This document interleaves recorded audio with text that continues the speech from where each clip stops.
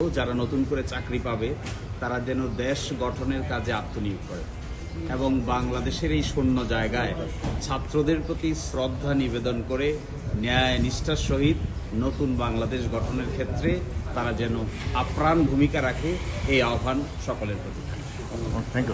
এই 1137 জন বিসিএস উত্তীর্ণ প্রার্থীর পক্ষে ছিল, সেই রায়টি বাতিল করে লিভ গ্রান্টিং ছাড়া যে রায়টি ইতিপূর্বে আপিল বিভাগ দিয়েছিল, আজকে রায়ের মাধ্যমে সেই রায়টি বাতিল হলো। অর্থাৎ আপিল বিভাগ আজকে পূর্বের আপিল বিভাগের দেওয়া রায় বাতিল করলো এবং হাইকোর্ট বিভাগের যে রায়ে এই 1137 জন ব্যক্তির চাকরি ফিরিয়ে দেওয়ার ব্যাপারে নির্দেশনা ছিল, সেটি পুনরুজ্জীবিত হলো।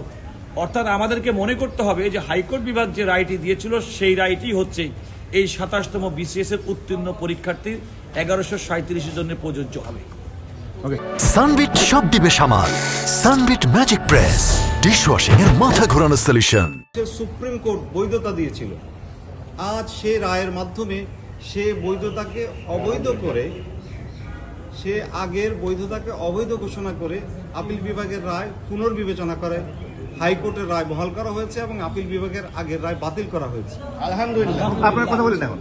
আমরা এই যে 18 বছর ধরে এই আইনি লড়াইটা চালাচ্ছিলাম, এটা পৃথিবীতে একটা নজিরবিহীন ঘটনা যে এত বড় একটা অসংখ্য বিচারপ্রার্থী মানুষ 1200 জন প্রায় সুদীর্ঘ 18 বছর ধরে এই লড়াইটা চালিয়ে গেছে। আজকে বিচার বিভাগের, গতকাল আমরা আপনাদের সামনে বলেছি, বিচার বিভাগের যে ক্ষতিটা হয়েছিল, বিচার বিভাগের যে দায়টা রয়েছে, সেই দায় থেকে কিছুটা হলেও দায় মুক্তি হবে আজকের এই রায়ের মধ্য দিয়ে। এই